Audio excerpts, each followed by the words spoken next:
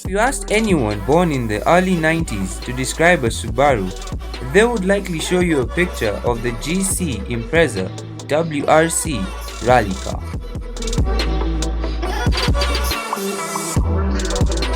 We spent the weekend yet with another car enthusiast, Kay Wachira, who has a passion for driving and has won 3-time trial competitions that usually take place in Kenya, owner of JDM Auto Garage, to have a look at his 1994 GF8 STi Impreza.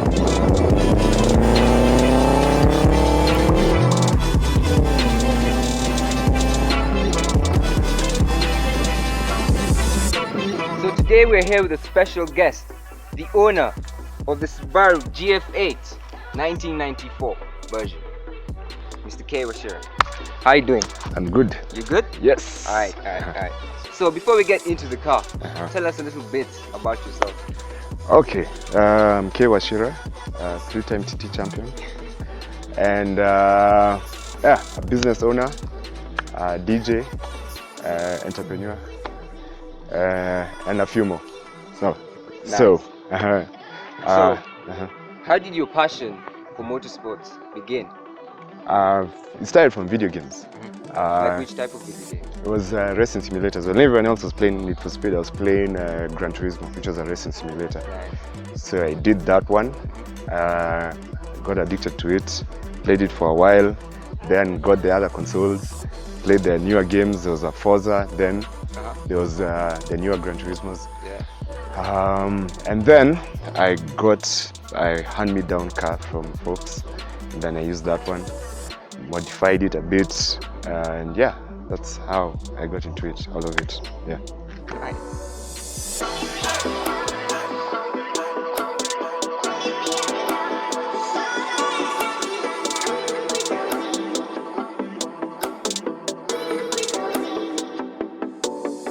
Let's talk about JDM. Why did you decide to open up a garage? Well, at the time,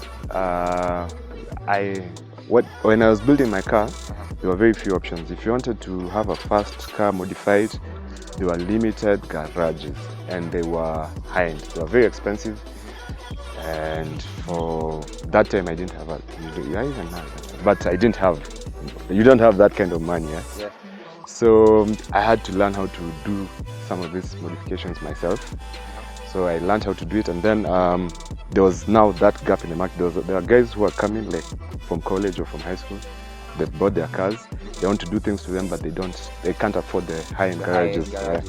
So I just came up with JDM, nice place somewhere in Langata, and we started fixing 1-inch cars. We started modifying and making 1-inch cars faster. Because before then, the only way you could go fast was like 1, 2, 3 garages. Yeah.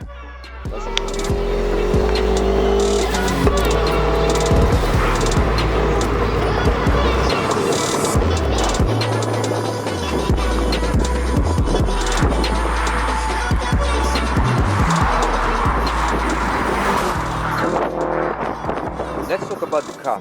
It's a beast, and it's an awesome build. Yes. So tell us a little bit more. Well, I don't know.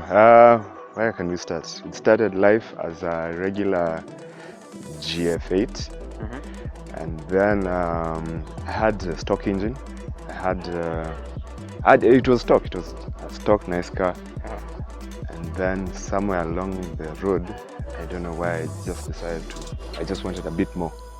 So I started getting boost controllers, small things, boost controllers. You start with light mods that cost under 1,000 bob, like mods for 500 bob. Then now you're like, oh, okay, I can get this. Because me, I've always had a policy of getting the best I can get for cheap. Yeah, so as in the cheapest option to make it faster. When everyone else is doing mods for 40,000, 50,000, me, I'll do a mod for like 50 bob, 100 bob. Yeah, so yeah. But that must have taken you a while, though. Yeah, I started. I've been building this car for 5-6 plus years. Yeah, so it's just, but it's not something that I planned on purpose. It's just whatever I get, if I get something for cheap, you work with what you have. If someone goes like, oh, I have this thing, I'm giving away, I'm like, okay, fine, I'll take it. Yeah, so that's how I've been surviving. Amazing. Yeah. The Sti Impreza is the car that gave Subaru a firm grip on not only professional motorsports, but the entry-level car market. It defined the brand, and no car since then has been able to capture the initial wonder and inherit the Subaru-ness present in the simple yet iconic lines of the GC chassis.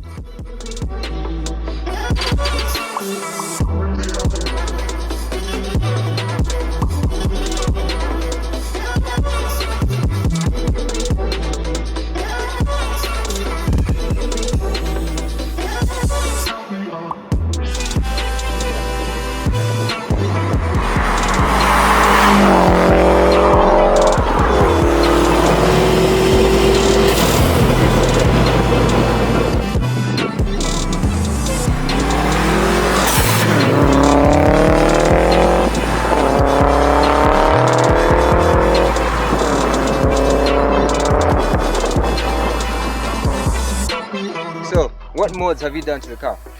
Now, I think the easiest way for me to show you the mods is if I need to show you. Yeah. So let me just Pop the hood. Yeah. So, well, I'm going to start from how the air flows. So I did the intake. This is the aftermarket intake. Yeah. Aftermarket intake pipe, inlet pipe. That's an aftermarket turbo. Actually, it's like a top of the range one. That's a turbo heat shield. Then goes to I got rid of the top mount. Why would you do that? No, I got this one. I got this front mount for a deal. Otherwise, I believe you can still make power. Because I made, like when I was winning the TTs or just actually kicking ass, I had the top mount. I just got rid of it the other day. So yeah, so I got the front mount for cheap. Took it. A friend was getting rid of it. Got this. It had to come with this. This is a BOV. Yeah. Nice. But a good brand, because most of the ones around in the market are fake. That's a legit brand. And from there, that's it. I think there's I run water methanol, alcohol injection, sorry. And then I have aftermarket injectors. That's about it. And a really cool green battery. It's not the neatest engine bay, but everything works. Everything is functional. I'm working on making it neat, but still, as I've proved, I still win races like this, as is. So like, what power output do you get from this car? Well, I haven't dynoed it yet, and I believe the dyno is a heartbreaker, because you can get on the dyno with expectations, then you find out you're making some funny, stupid horsepower.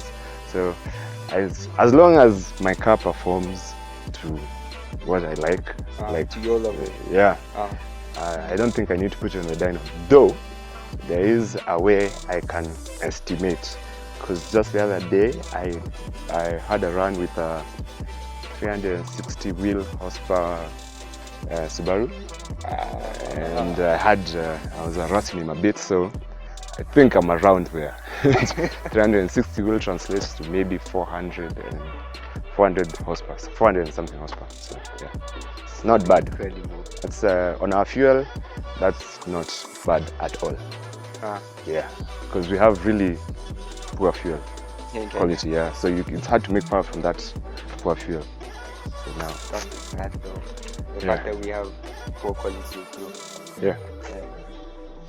So that's about it. Also, to handle the power that I'm putting down, I had the original gearbox that came with the car was 5-speed. This cars came with 5 speeds, but I kept on breaking them.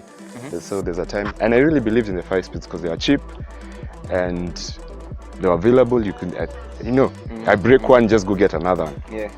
And the 6 speeds now that are being sold at the time were very expensive. So I was like, okay, fine. You know what? Let me just stick the 5 speeds. Online, there are conflicting stories on how their durability. Some guys said they last.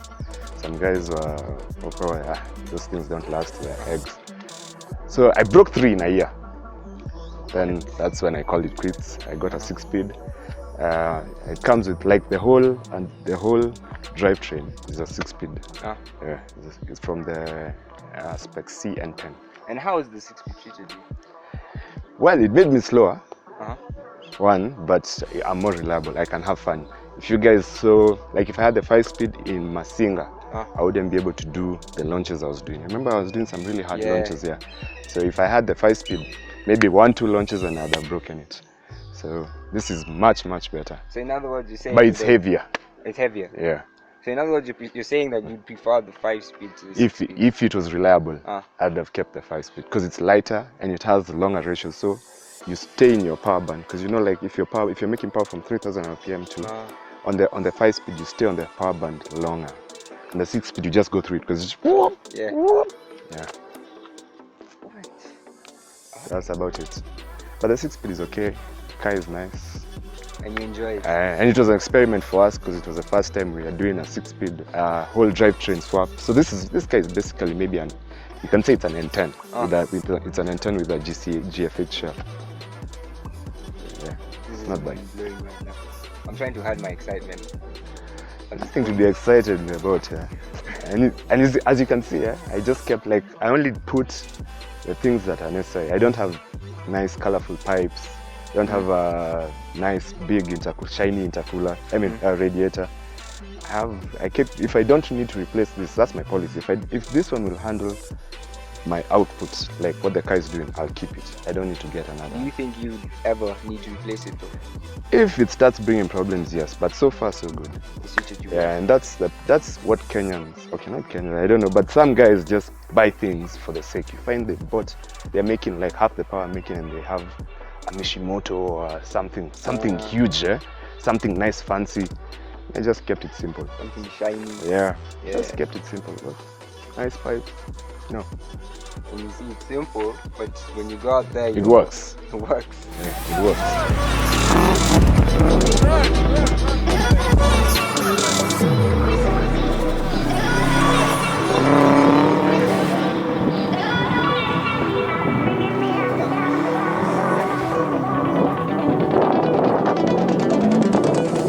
You mentioned that there are a couple of guys who like using shiny things.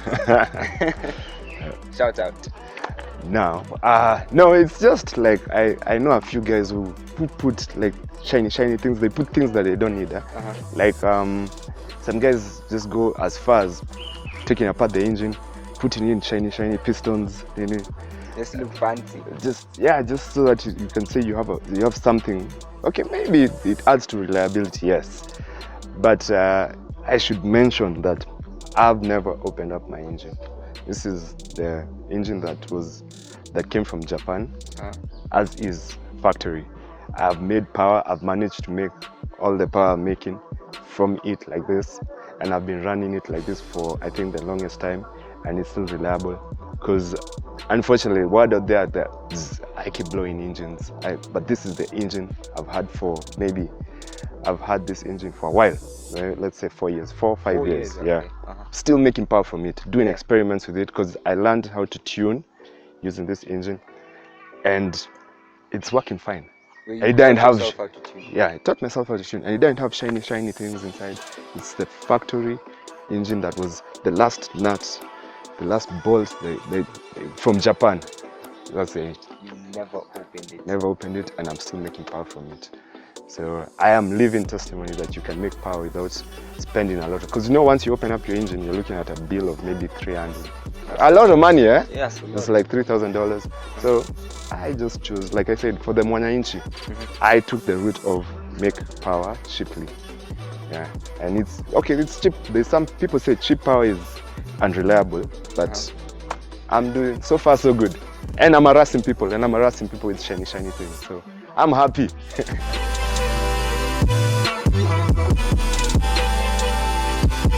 The Imprezas overall have a very good reliability.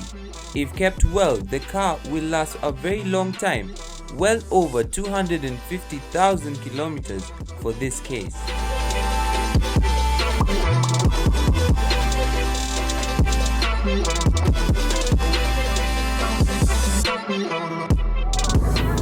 We usually ask the guys we review, what's their take on what people say about Subaru guys, that they're aggressive and a bit too arrogant. What's your take on that? Well, for me, I look at it like it's a two-part. There's a positive and a negative.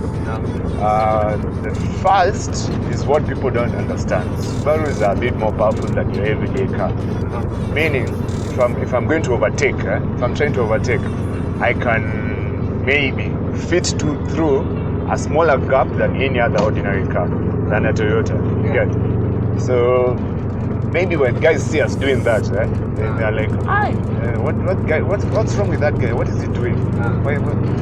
But they don't understand. We have the power. We have enough power to make it through, to make it through the gap. So that's one of the issues. But now the second one is you usually have young guys, just young, funny guys with funny behaviors who just like owning, without a plan.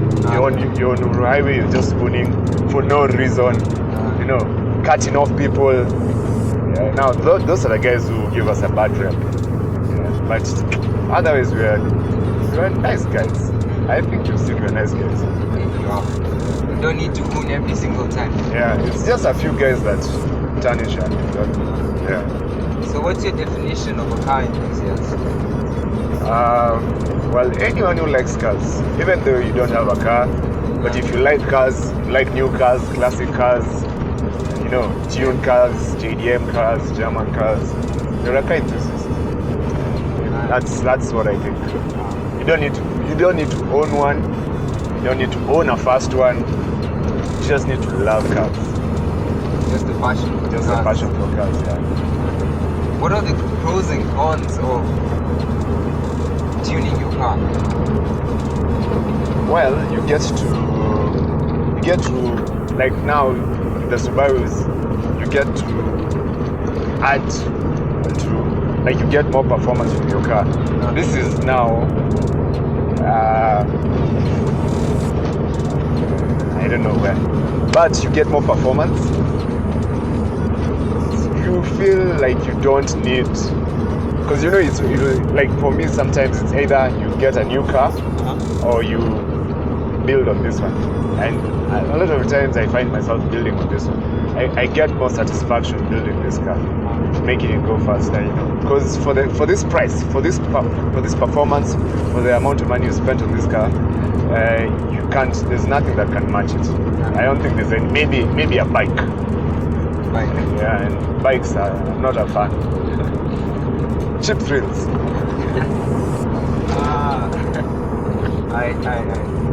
So like, at what RPM does your boost kick in? Mine kicks in at 5,000 RPM. Ordinarily, guys with the smaller turbos, they're called TD04s. Theirs usually kick in at like maybe 2,000 something. And then the ordinary STIs, theirs kick in at 3,500 to 3,800. Then mine now just kicks in at 5,000, because it's slightly bigger than the normal turbo. But then it's more rewarding when the boost comes in. When it comes in late, but when it comes in, it's proper. We usually say good things come to those who wait. Right. So like, what's the highest bar you've ever gotten into, rather? This one, the turbo can do up to 3 bar, but I limit it to maybe 1.3, 1.4. That's when there's a competition time. And then ordinarily I drive at 0.7 to 1 bar. This is day to day everything. But I've done 2 bar. I was doing an experiment and I did 2 bar for some time. I handle well. It handled well, but it kills the motor faster. So I don't do that a lot. So I turned it back down. What about like fuel economy? Fuel economy is great. Then, contrary to what people say, fuel economy is great. But now what happens is it gives you a choice. Do you want to own or do you want to cruise? If you're cruising, you can get maybe 10 to 12 kilometers per liter. But if you're owning, it might go as low as 3 kilometers per liter. So yeah, it's personal choice. It's up to you. You want fuel economy or you want to waste it. So if you're on a tight budget, you can just cruise. You can cruise the whole month. Yeah.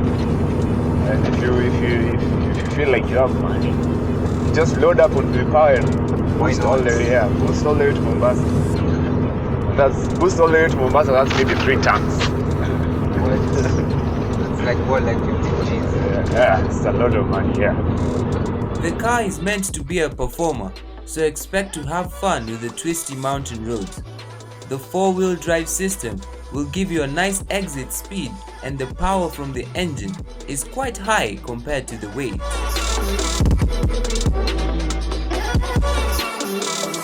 As we know, tuning a car is a complicated process. What's the secret? Well, there's hardware tuning and software tuning. So the best way to go about it is if you have, I feel like personally, if you have your software tuner, like your mapper, you do it with your mapper so that he can tell you what to do next, what you need. He can tell you what you need, because the problem with some guys just go to the internet and see, okay, this guy is running this big turbo, and then they buy the turbo and expect to make 400, 500 horsepower. That's like what they saw. Yeah, and that's not the case. Because you need to have your tuner tell you, okay, fine, you know what, you want 500 horsepower? We need to change X, Y, Z, A, B, C. Because he is the one who can tell you, okay, fine, from here, I think you need more fuel. So get a fuel pump, get aftermarket injectors, or he tell you, oh, I think we need more boost. So get a different turbo. Or I feel like your intercooler is struggling, so let's get a front mount, just like that. He's the best person to tell you. So if you're doing tuning, just start with the tuner, and then he can guide you on what hardware to put. Yeah. And then also it's always best to have your target in mind. You have your target horsepower and a budget, or you just do your shopping and see what budget, what you can afford. What is required for 500 horsepower and what you can afford. That's what I'm thinking.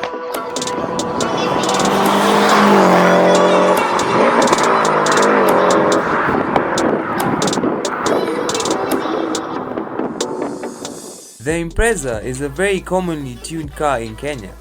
Many of them may have already been tuned with things like intakes and exhaust. Some enthusiasts have added anti-lag to theirs, as there are a select amount of units with the hardware installed already.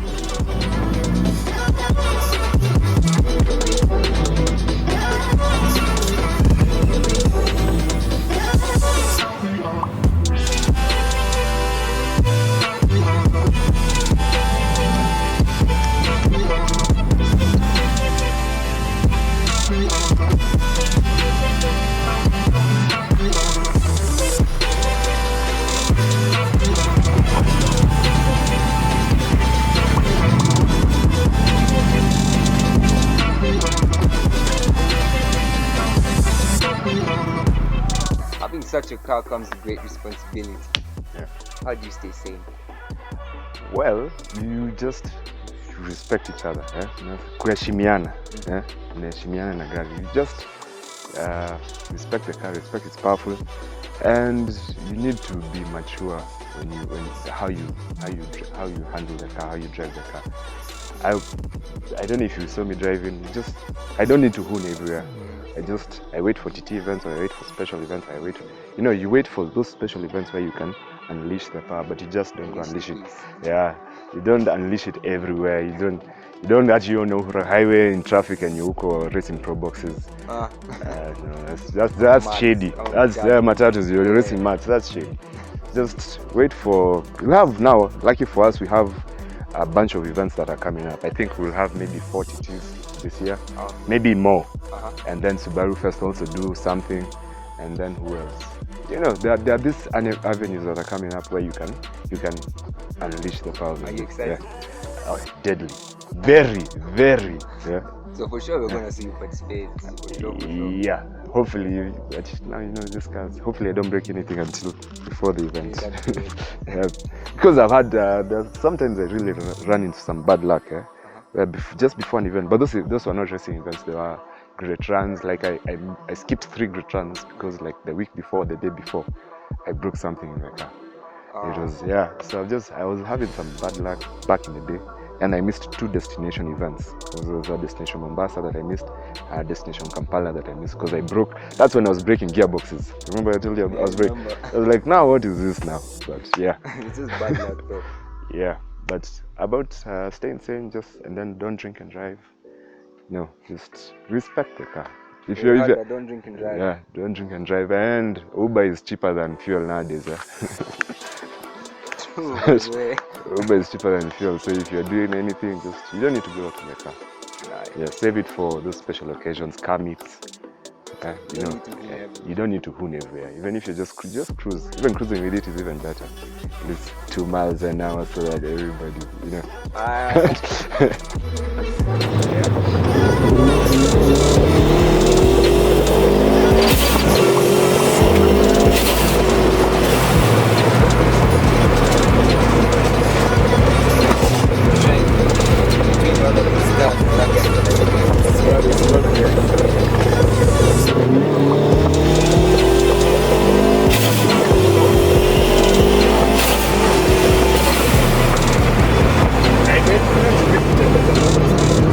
Between Subaru and Evo, which is your favorite? Between the Subaru and the Evo?